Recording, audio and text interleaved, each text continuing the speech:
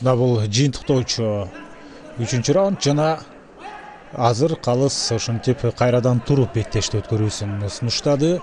Мына бул туура чечим. Ушундай туруп эми дал ушул абалдан бири-бирине артыкчылык көрсөтүүнү ишке ашыруу керек болот. Ишталаштыра бир сокку жана азыр болсо кайрадан Баястан Маматали уулу атаандаштын үстүндө. Ал кызыл мээлейчен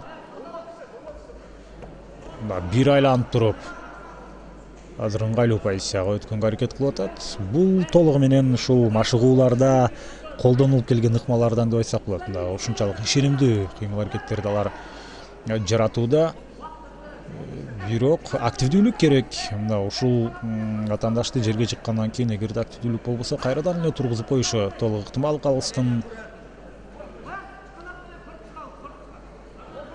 эмне кылган атат, эмнегедир кайсыл бир аракетти көргөн атабы же жөн гана ушул жерден бир нерсени күтүп атабы. Активдүүлүк керек. Мына бет талаштыра бир сокку, мына эми чабуулга чыга баштады. Анткени бул жерде Хушбакт Абдрахманов колу менен, сол колу менен атаандаштын колун тоссо, анда жерге кулап жыгылат. Же болбосо ошол жерде жөлөнө турган бир нерсе керек. Кандайдыр бир деңгээлде Баястан Маматали уулунда артыкчылык бар деп айтса болот. Бирок ачык көз көрүнөп эмес. Ошондуктан азырынча так бир нерсени кесе айтуу кыйын. Бет талаштыра, эң башкысы кара куш мээге сокку затпай чабуулга чыкса толугу менен болот. Мына сокку кара куш мээге тийген жокпу? Бир тоголонуп азыр абалды өзгөртүп алды. Бут талаштыра чабуул орун алып атат. Ошол менен эми бул жерде жыйынтыктоочу раунд эле соңуна чыкчудай. Биз экинчи ирет ушундай калыстардын чечими менен жеңүүчүнү аныктайт сыяктуубуз. Буга чейинкисинде ушул Сыймык Абдимаматов менен Канат Майрамбек уулунун ортосунда беттеш тең чыгуу менен аяктаган. Азыр болсо мына Баястан кадимкидей ары карап туруп өзүнүн шакиртинен, өзүнүн устатынын кеңештерин угуп туруп андан кийин аракет кылып атат. Калыс кайрадан тургузмакчы. Активдүүлүк керек. Бир аз дымакты көбөйтүп, мына ушул жерден ким иштеп кетсе, мына ошол командада же болбосо ошол мушкерде албетте ийгилик жаралат. Хайкик өз максатына жеткен жок. 3-раунд раунд экенине карабастан кадимкидей биз артыкчылыкты, мындай ушундай активдүүлүктү байкап атабыз. Канча ирет жатса ошончо ирет демек тургузмакчы. Эмне болуп кетти?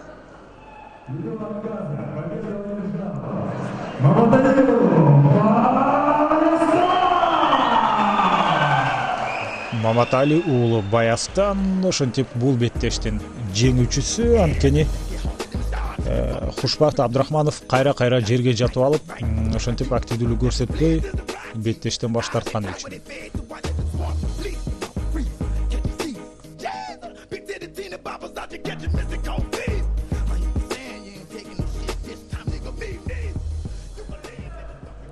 Азыр болсо бүгүнкү күнгө каралган 6-чы жұп ошентип мына октагонго чыкты. Айбек Нарымбек уулу кызыл бурчтан, Ходжи Акбар Хашидов. Бул жерде эмнегедир Моджи Акбар деп жазылып калыптыр.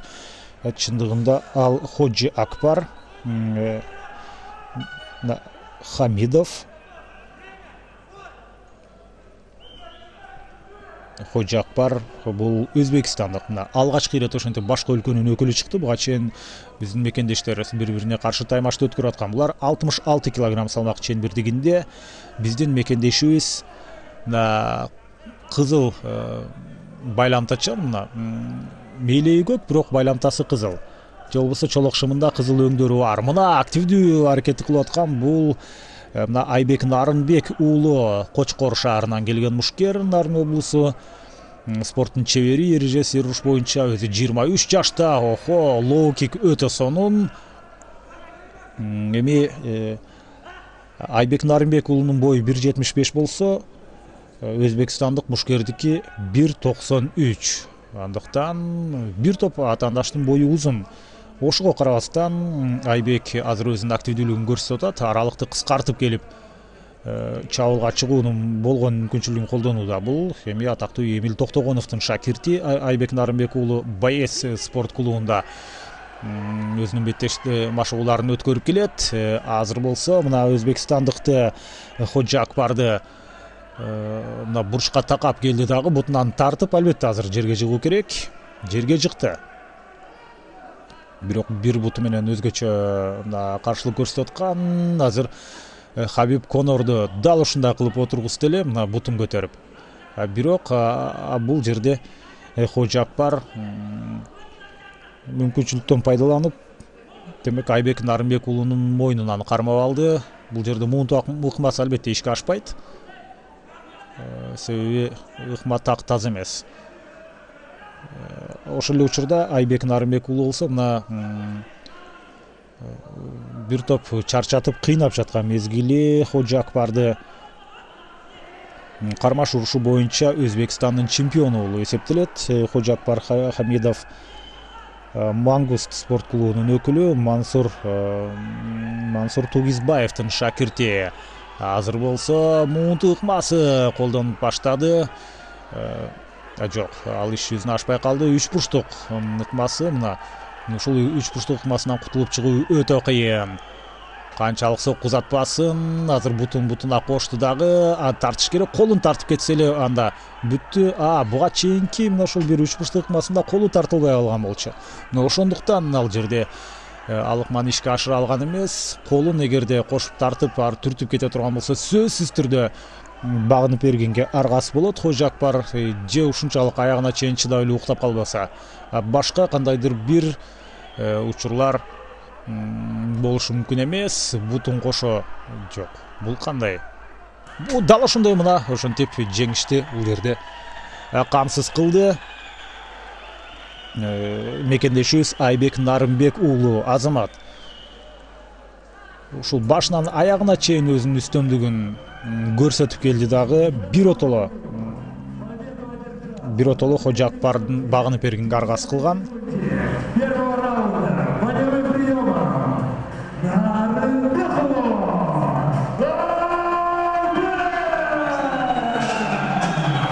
Ошентип алгачкы ирет Кыргызстандын желеги желбиреди. Эмне үчүн алгачкы ирет? Анткени буга чейин кыргыздык менен кыргызстандык мушкерлер чыгып аткан.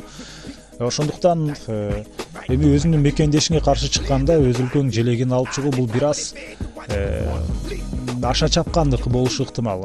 Себеби сенин атаандашың да кыргызстандык. Ошондуктан эми биз биринчи ирет Кыргызстандын желегин желбиретип атканын көрдүк. Айбек Нарынбек уулунун Ходжа Акбар Хамидов ал өзбекстандык болчу.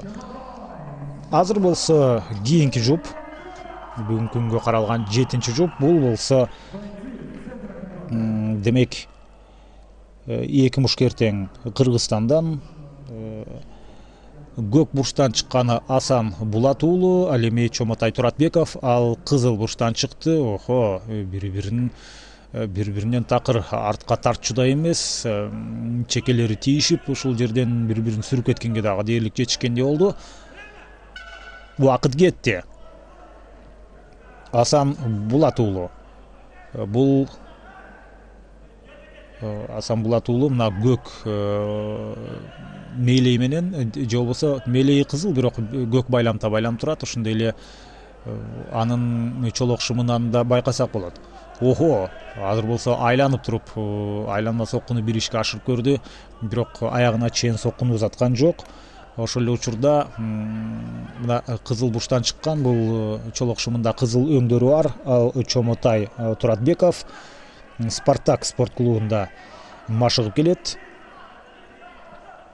Азыр активдүүлүк болсо мына ушул Чомотай Туратбековда. болуп жатат. Ал атаандашты жерге жыкты. Асан Булат уулу болсо, ал Дордой Алгыр спорт клубунда машыгат. Актилек Жумабек уулу, ошондой эле Асан Касымовдун шакирти. Актилек Жумабек уулу көптөгөн беттештерди өткөрүп, жада калса ВЕФ Глобалда дагы ийгилик жараткан мушкерлердин бири. Кулатуу боюнча Асан Булат уулу Кыргыз Республикасынын чемпиону, Азиянын чемпиону, спорттун чебери өзү болгону 20 жашта. Ушул Асан Булат уулу азыр байкасаңыздар, ал далысы менен жерде жатат.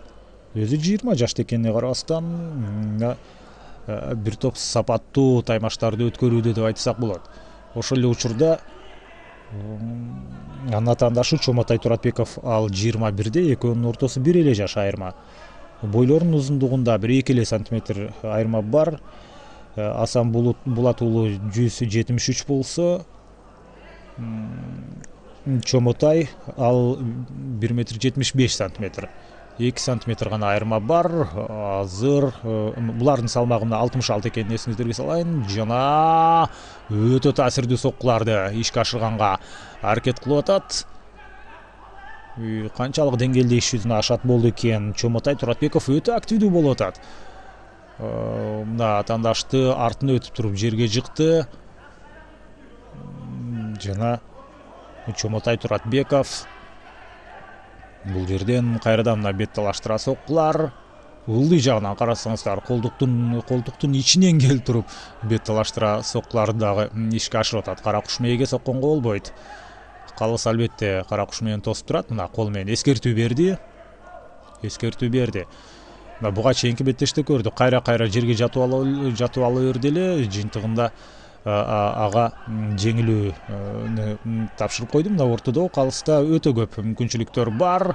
Азыр болсо муунтук ыкмасы, колун кошо тартып кете алат болду экен. Бүттү. Азамат мына ушундай бир ушунчалык дымагын көрсөтүп, активдүүлүгүнүн үстөмдүгүн көрсөтүп атып, аягында Чомотай Туратбеков мына жеңишти камсыз кылды. Чыныгы агрессивдүү таймашты сунуштады. Көрмандарга дагы бир кызыктуу беттешти демек өткөрүп берди деп айтсак болот. Бирок ошол заматына чуркап кетпестен биринчи кезекте ал атаандашына келип анын ал-акыбалын сурады.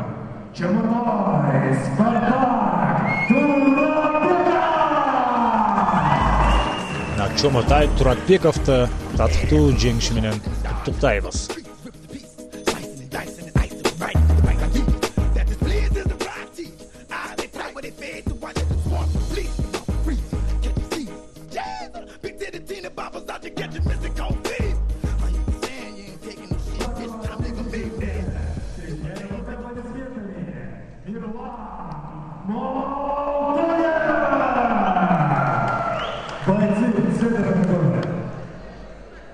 Мына урматтуу аралаш мушташ өнөрүнүн күйөрмандары, эсиңиздерге салып өтөлү, бул ВЕФ 73 Selection 22 турнири Өмүрбек Каныбек уулу менен Мирлан Молтоев. Өмүрбек Каныбек уулу ал көк бурчтан чыкты, Мирлан Молтоев болсо ал кызыл бурчтан. Азырынча бири-бирин акмалап, мына тамырын тартып көрүүгө аракет кылып атышат. Булардын салмагы 57 килограмм. Жана бойлорунун узундугу дээрлик бирдей. 2 сантиметр гана айырма бар. Өмүрбектин бою 1,75, ал эми Мирландын бою 1,73. Көз ачып жумганча ошентип абал партерге которулду. Бул Өмүрбек Каныбек уулу 20 жашта, боец спорт клубунан. Эмил Токтогонов Азат Анарбай уулунун кол астында машыгып келет. ММА боюнча Кыргыз Республикасынын чемпиону. Ошол эле учурда биз Мирлан Молтоев тууралуу айта турган болсок, ал Тынчтыкбек Өмүрзаковдун шакирти Кыргыз Ата командасында беттешип келет. Эрежеси руш боюнча ал дагы Кыргыз Республикасынын чемпиону. Жана азыр болсо мына белинен өтө бекем кысып кармап алып, өзүнө таамай соккуларды өткөрбөгөнгө аракет кылып атат. Бул жерде Мирлан Молтоев. Бул абалдан ушинтип эле кутулбаса башка чара жок анда. Мына башын колу менен тосуп туруп, ушундай атаандаштын белинен кармап алды. Эгерде көпкө чейин ушинтип бере турган болсо, анда калыс кайрадан экөөнүн ордунан тургузуп беттеш улантыш керек. Жок, колун кое берди. Мирлан Молтоев болсо мына бет талаштыра соккуларын үстөккө босток ишке ашырып атат.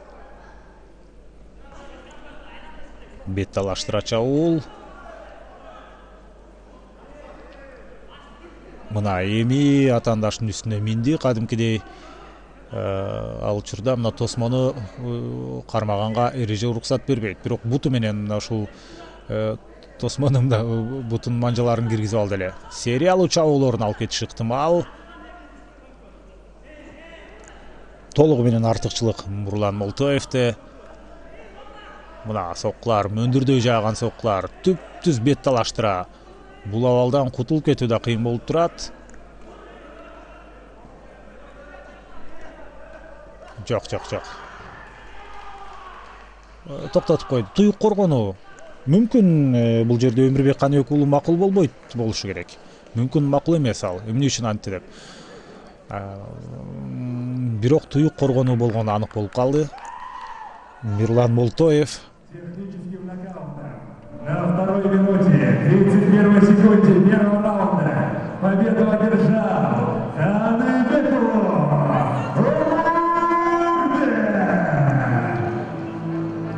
Ошентип жеңиш бул жерде.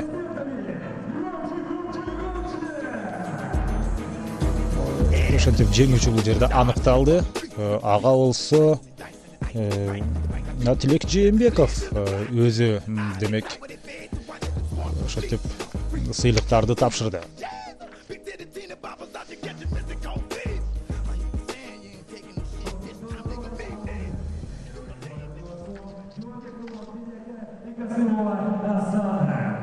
Встречаем бурными аплодисментами Жумабеку Ажулия! Бойцы центра октагона.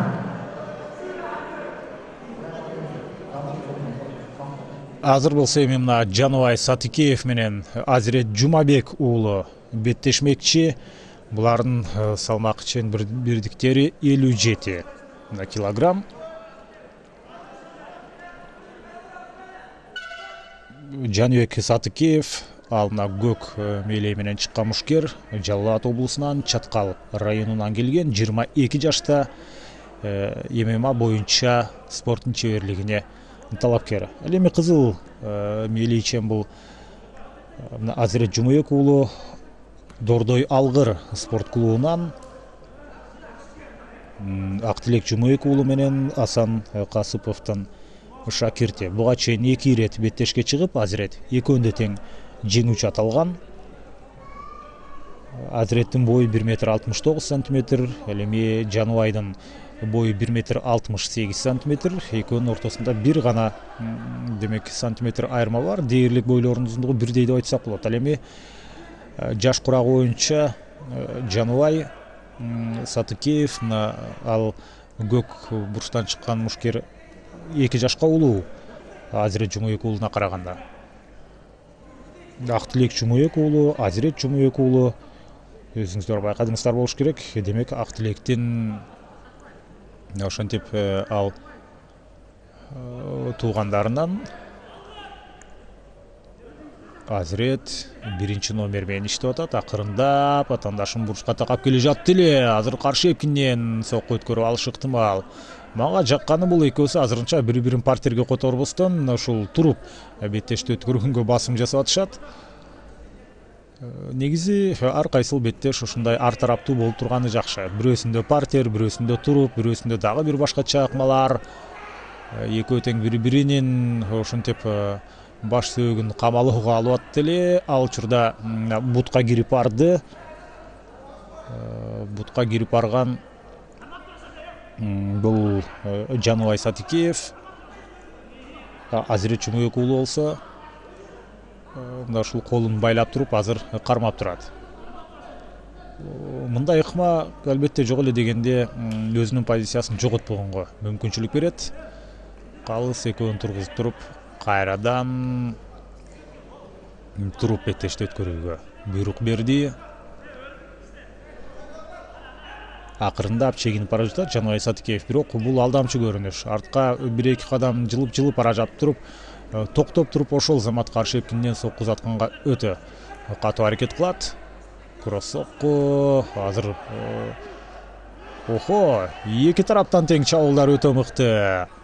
Мына өзүнө жакын жолотпой, чыныгы мына бир мушкерлер сыяктуу. Азыр тишка учуп кетти. Жаныбай Сатыкеевдин азыр тишкабы жок. Мына Калыс токтоп туруп кайрадан кийгизип койду. Антпесе өтө кооптуу. Ошол учурда ылдыйкы жакка сокку тийип кала турган болсо, анда кадимкидей эле жаагың сынып кетиши ыктымал. Андыктан Калыс токтотуп туруп, кайрадан тишкабын кийгизип берди. Чыныгы экөө тең снайпер экенин көрсөтүп атат. Алыстан өздөрүнүн ыңгайлуу позицияны ээлеп алып туруп, лоу кик талуу жерге тийип калды. Өтө жаман көрүнүш. Джонсонун ички тарабына лоу кикти ишке ашырам деген. Бирок эми демек абал ушундай экен. Мына өзүнө келди. Өзүнө келген убактысын демек биздин монтажерлор кесип салган экен. Беттеш андан арууланат.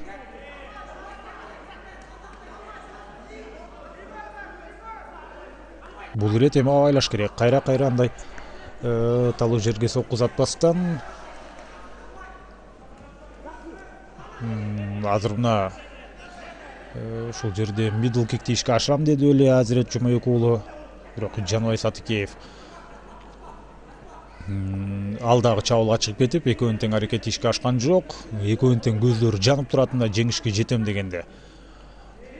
Мына ушундай дымак менен албетте ийгилик жаратса болот. Ансыз деле бул экөө тең кыргызстандык. Эгерде бул жерде башка өлкөнүн өкүлдөрү болсо, булардын түрүн карап чындыгында башка өлкөнүн өкүлдөрүнүн эки чайнап бир жутчудай эле дымагы бар деп айтса болот. Кыргызстандын желегин далай жерде желбирете турган мушкерлер дал ушулар. Азыр болсо ушул кросс соккусу дагы бир ирет Жаныбай Сатыкеевдики өз максатына тийди эле. Ошентсе дагы биринчи номер менен Азирет Жумабек уулу иштеп атат. Кадимкидей мына бурчка такай баштады. Жана мидл кик, ошол замат кол менен узатылган соккулар. Мидл кик өз максатына жетти, ал эми кол менен узатылган соккулар таамай тийбей жатат. Раунд соңуна чыкты. Биринчи раунд болуш керек, менин оюмча. Анткени ортодо тыныгуу орун алып калган учурда демек видео кесилип калган экен.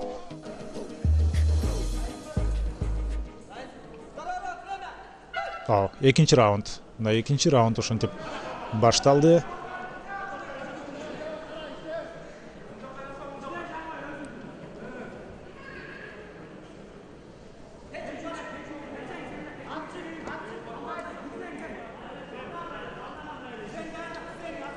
Азырынча булар биринчи раунддагыдай бири-биринин тамырын тартып көрүп, ушундай чалгымдоо иштерин жүргүзүп жаткан сыяктуу. Жок, мына активдүүлүктү албетте Азирет Жумабек уулу көрсөтпөсө, көбүнчөсү Жаныбай Сатыкеев артка чегинүү менен беттешти өткөрүп аткан. Хайкик максатына жеткен жок. Аралык кыскара баштады, байкасаңыздар, дистанция уламдан улам кыскарып бара жатат. Мындай аралыктан албетте көз ачып шумканча таамай соккулар тийип калышы толук ыктымал. Бирок кыймыл аракет аз, экөөндө тең максаттуу соккулар жок. Мына лоу кик Джонсонун сырткы тарабына.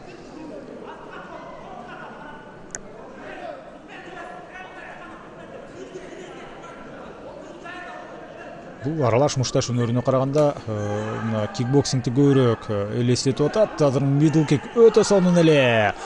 Андан кийин ушинтип келе жаткан учурда атаандаш эңкей туруп бутуна белине кирип барды дагы жерге жыкты. Азыр эки бутун көтөргөнгө аракет кылат. Мына байкасаңыздар, акырындап Жок, эки бутун көтөргөнгө аракет кылган жок. Эмне болуп калды? Абал тынч эле. Жок, кайрадан туруп беттеш улантышы керек. Ооба. Антпесе экөө тең активдүү чабуулга өтө албай тургандай абалда калды. Арткы фонду карап көрсөңүздөр, мына Арашан айылындагы ден соолукту чыңдоо борбору күйөрмандар бул жерде аз эмес, өтө көп. Негизинен бул VF Selection экенине карабастан, кадимкидей ушундай толгон токой күйөрмандар менен бул жер ушундай бир ажиотаж менен өттү деп айтсак болот. Аншлаг менен өттү. Аралаш мушташ өнөрүнө албетте кыргыз элинде кызыгуу өтө күч, күйөрмандардын саны дагы өтө көп деп айтсак болот. Азирет Жумабек уулу ал учурда чабуулга кирип бара жаткан эле. Бирок ошол жерде Жаныбай Сатыкеев да бутка кирип келди.